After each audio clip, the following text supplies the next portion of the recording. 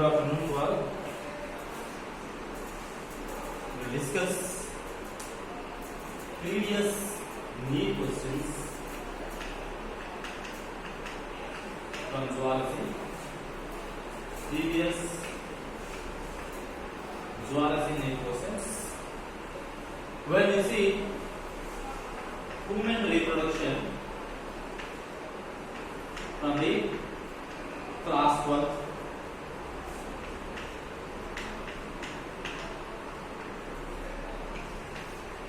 It is an important and more weightage chapter in zoology. So this human reproduction contains some sub-concepts. From that we studied male, female reproductive systems, same way menstrual cycles, fertilizations, development or gestation periods, parturition. From that, in 2018, they given a question from the gestation. Question given from the gestation, that is amnion is derived from. So amnion is an extra embryonic membrane. So we studied there are about 4 extra embryonic membranes seen in mammals like amnion, chorion, yolk sac, allantois. These are 4 extra embryonic membranes. Extra embryonic membranes. From this, amnion is one of the important extra embryonic membrane. This amnion helpful to protect the embryo when it is present inside the ovum. So, embryo is well protected in the amniotic cavity. That amniotic cavity is filled with a fluid we can tell amniotic fluid. So that's why they ask a question from this development of embryonic development. So amnion is derived from the options they given like ectoderm, mesoderm, or mesoderm, endoderm, or mesoderm, ectoderm like. So we can tell this amnion is derived from the ectoderm and mesoderm. So they given options like ectoderm and mesoderm. So the option we can tell this amnion is derived from the ectoderm and mesoderm during embryonic development. So during embryonic development, amnion is derived from the ectoderm and mesoderm. So this question given from the human reproduction in 2018. Same way, one more question that is also from the development of embryo, embryonic development. The hormones secreted from the placenta. Hormones secreted from the placenta. So we can tell that placenta is a functional connection between the mother and fetus. The functional connection, structural and functional connection between mother and the fetus. When you see the functions of the placenta, like which provide nourishment to the fetus, provide oxygen to the fetus, same way it provides nutrients to the fetus. Same way eliminate some harmful or metabolic waste or excretory waste from the fetus to the mother. So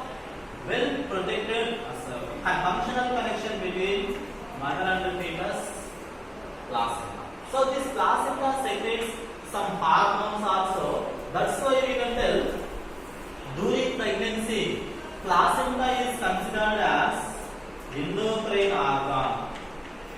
So endocrine organ. This endocrine organ also we can tell the temporary endocrine organ during pregnancy. This temporary endocrine organ because which is seen only during pregnancy, after that it will be shaded off.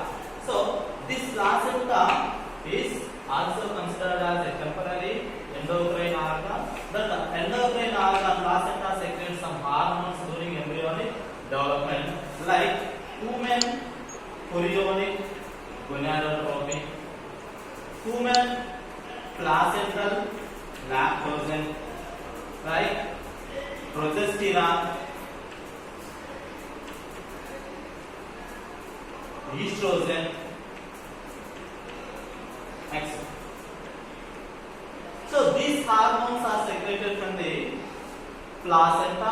In addition to that, we can tell this placenta also maintains some other hormones, but which will not secrete the hormones. That means, if they ask a question, this placenta secretes oxytocin. Oxytocin will not secrete from the placenta.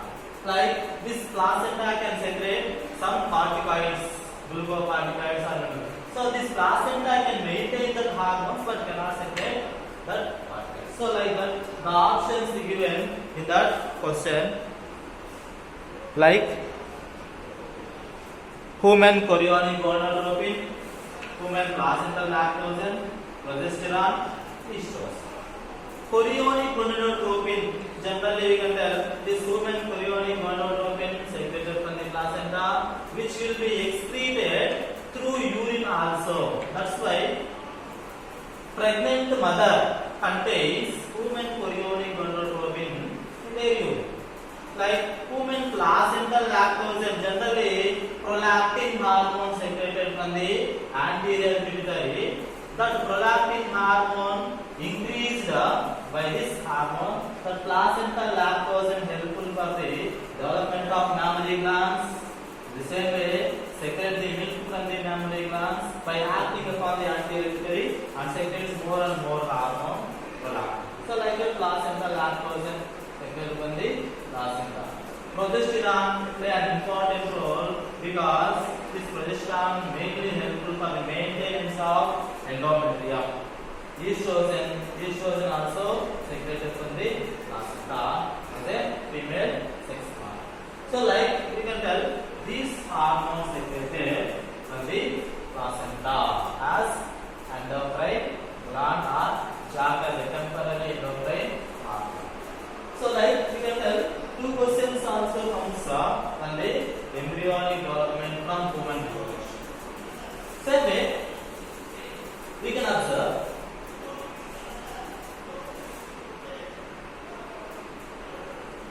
one more question in the year 2018.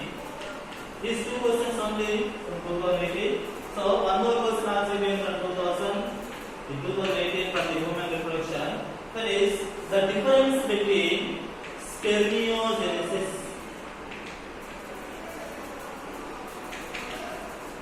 and the spermiation. It is from the spermatogenesis or we can tell from human male reproduction. So human male reproductive system we can observe spermiogenesis, spermiation, spermatogenesis also. Here, these are the terms which we will see in the spermatogenesis process or gamete formation.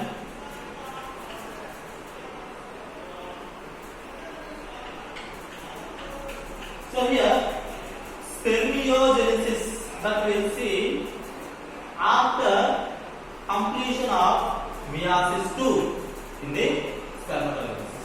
That means after completion of meiosis II, in first meiotic division, primary spermatocyte develops into secondary spermatocyte. In second meiotic division, secondary spermatocyte develops into spermatic. Here, after completion of second meiosis, meiosis 1, meiosis 2, after completion of meiosis 2, spermatids are developed. These spermatids transform into spermatozoa. Transformation of non-functional, non-motile, haploid spermatids into functional, motile, haploid spermatozoa. The transformation is called as spermiogenesis, or the conversion of spermatid into spermatozoa is called as spermiogenesis. So, spermiogenesis, conversion of spermatid into spermatozoa. Like spermatogenesis means this complete process for the gonads. In the gonads, you can observe germ cells till sperm formation. The process of formation of sperms. The process of formation of sperms is called as spermatogenesis. Spermiation. After sperms are formed, spermatozoa are formed in the seminiferous tubules. After completion of formation of spermatozoa in the seminiferous tubules, so the spermatozoa are released from the seminiferous tubules,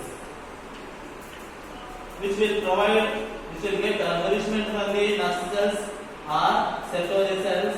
After detached from the Sertoli cells, are released into the lumina seminiferous tubules. That's how you can tell. So detachment of spermatozoa from the Sertoli cells. The detachment of spermatozoa from the Sertoli cells and is released into the lumina seminiferous tubules.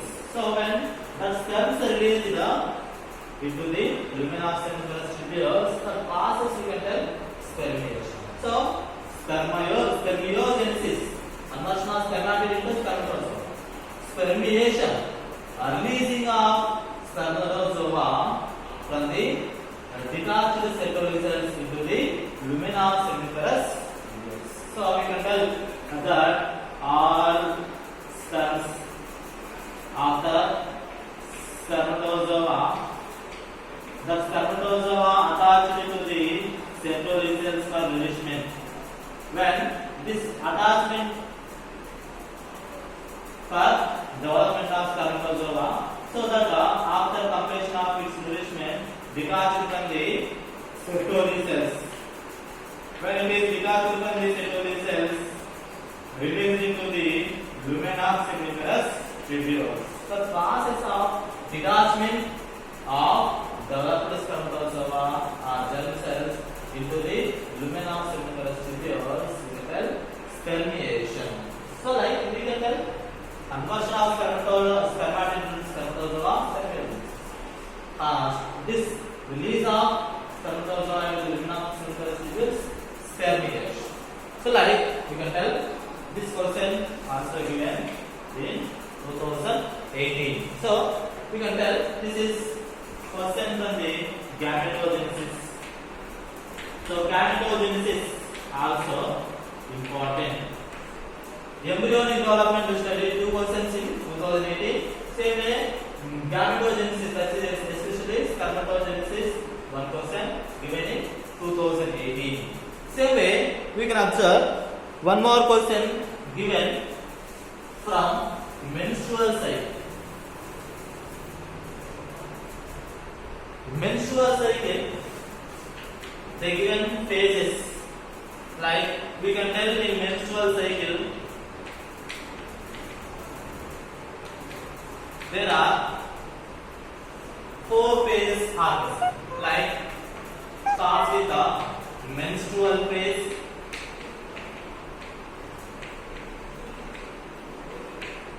next to menstrual phase, proliferative phase. Proliferative phase or follicular phase, ovulatory phase, and we can observe 4 phases in menstrual cycle. Here, menstrual phase starts with 1 to up to 5 days, or we can tell it lasts 3 to 5 days. That means it may start in 3 days, 3rd day, or 4th day, or 5th day. So that's why you can tell menstrual phase lasts from 3 to 5. So completes the phase the 3rd day, 4th day, 5th day. Proliferative phase after completion of menstruation, that means bleeding occurs by rupture of endometrium due to lack of fertilization. So that endometrium ruptures, menstruation occurs. After menstruation, proliferative phase. This proliferative phase starts from day 6 to day 13 of menstrual cycle. From day 6 to day 13 of menstrual cycle, proliferative phase, proliferation of endometrium takes place. Endometrium ruptures here, again endometrium proliferate, again regenerate. Regeneration of endometrium takes place in this proliferative phase. So the regeneration of endometrium occurs in the proliferative phase. Simultaneously, endometrium develops simultaneously follicles again develops. Primary follicle into secondary follicle into tertiary follicle into matured follicle or grafted follicle. So follicular development also takes place during proliferative phase. So menstrual phase, here endometrium ruptures due to failure of fertilization. After endometrium again regenerate from 3rd, 6th day to 13 days. So regeneration of endometrium takes place. Same way here, follicles develops. Follicular development takes place. That's why this proliferative phase is also called as follicular phase, or also called as pre-ovulatory phase, before ovulatory phase. So this proliferative phase from 6th to 13th days. Ovulatory phase, ovulation occurs in the middle of menstrual cycle on 14th day. So after maturation, grafted follicle matured in the proliferative phase. So matured follicle or grafted follicle ruptures by the hormone, luteinizing hormone, because luteinizing hormone secretes more at the end of proliferative phase or in the middle of menstrual cycle.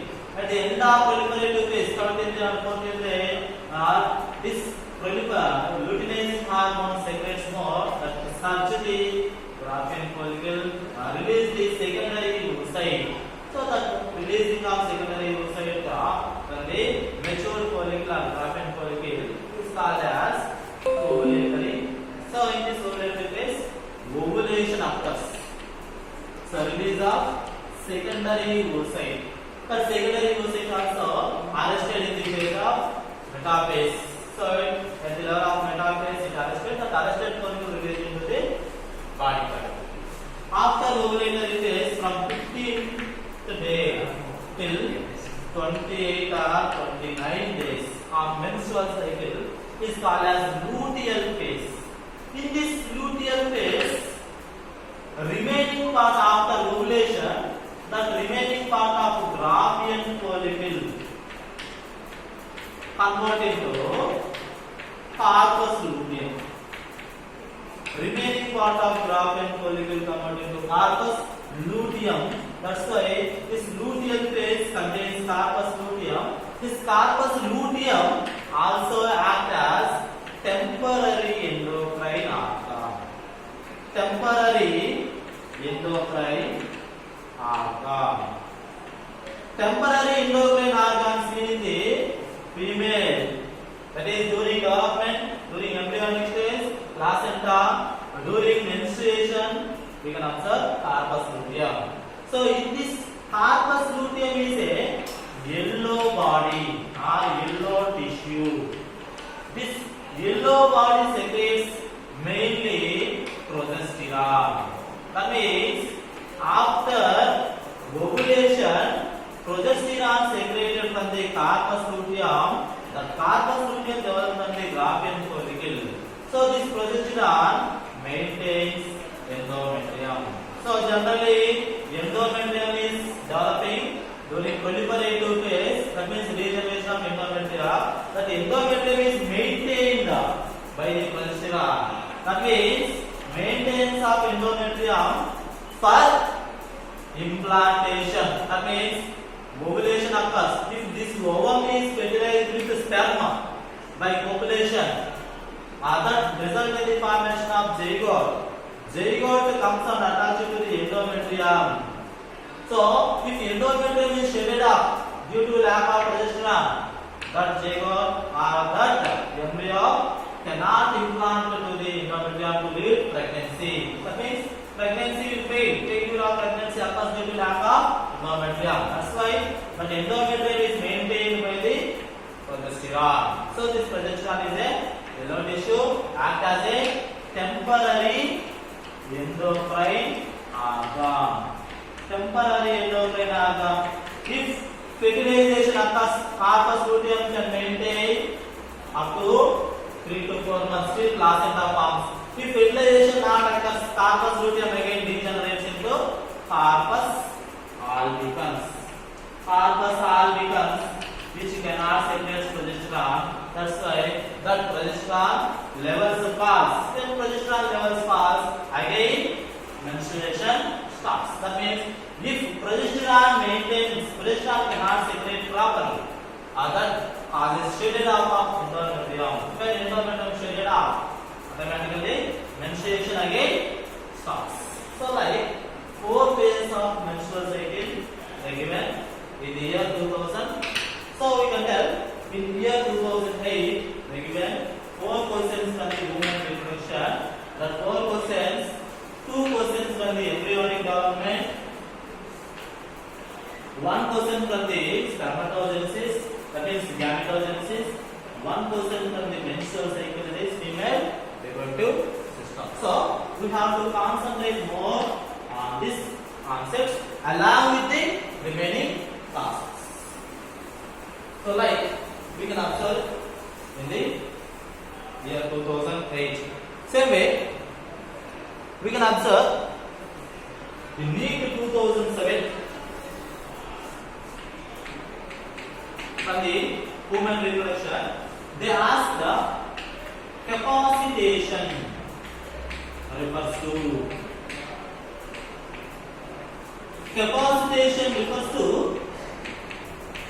so capacitation, where capacitation occurs, we can tell that capacitation occurs in the female reproductive tract. Capacitation occurs in female reproductive tract. We can tell capacitation means which acquire. Which one acquires? Sperms. Spermatozoa acquire rapid motility.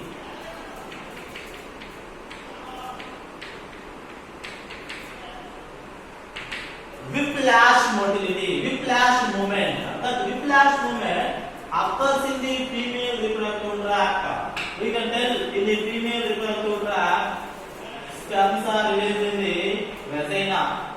So from the vagina enters into the uterus. Here, this sperms first, which becomes clot when released into the vagina.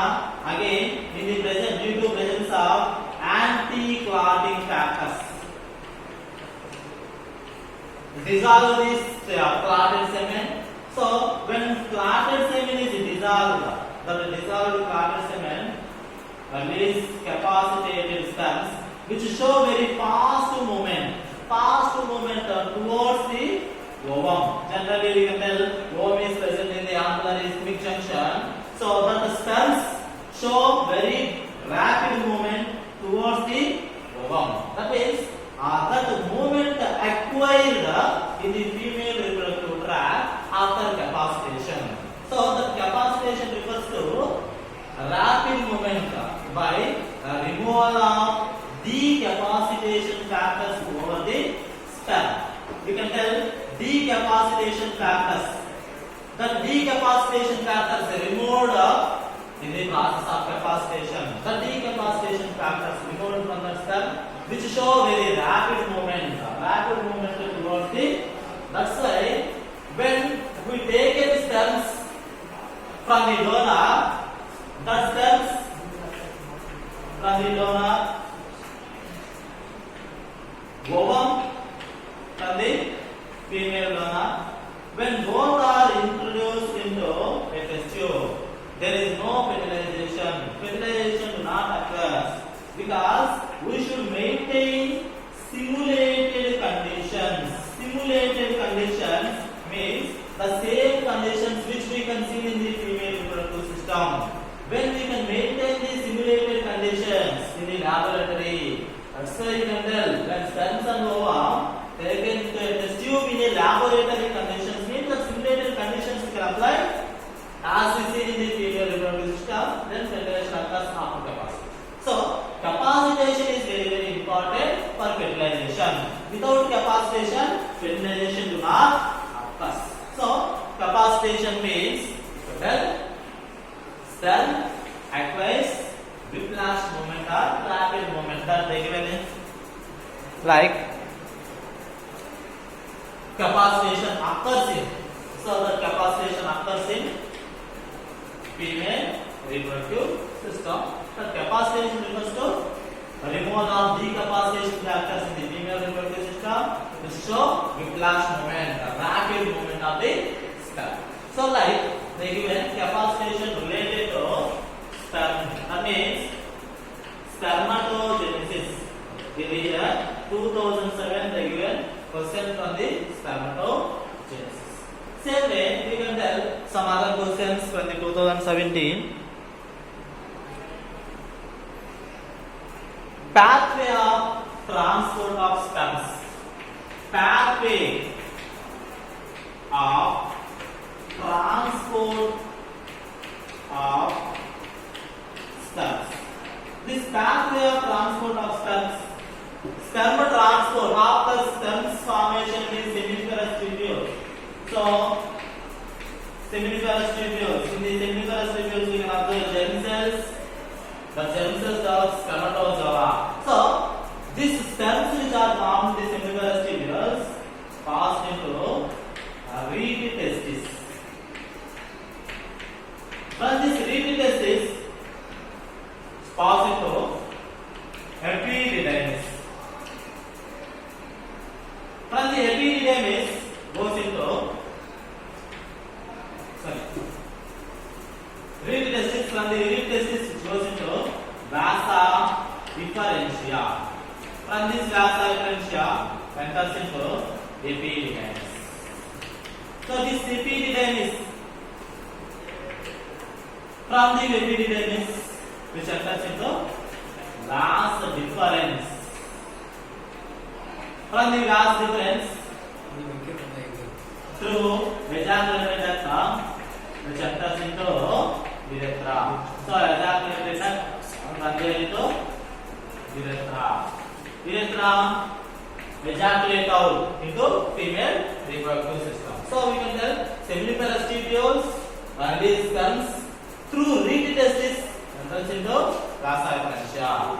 So vasa efferentia are the ductules which are comes out from the testis. So vasa efferentia are the ductules opens from the testis into epididymis. So these are the ductules from the testis opens into it. That's why I can tell seminiferous tubules which releases sperms into vasa efferentia through reed testis. Seminiferous tubules release sperms from the vasa through the vasa efferentia into epididymis. So epididymis which can store these sperms temporarily that epididymis stores. So where it also develops, acquire motility and get a fertilizing capacity in the epididymis. So that's why you can tell this epididymis also requires in the male reproductive system one of the pathway where we can tell sperms acquire the motility, Utilizing capacity which also get nourishment from the epidermis. So from the epidermis, translucent. From the translucent into evaporative duct. From the evaporative duct into urethra. From the urethra, which release out or release into the female reproductive system when during ovulation. So like this capacitation given 2007, pathway of transfer of sperma also given in 2007. So these two questions related to male reproductive system only. So in 2017, male reproductive system we can answer 2 questions. So in 2018 they given 4 questions.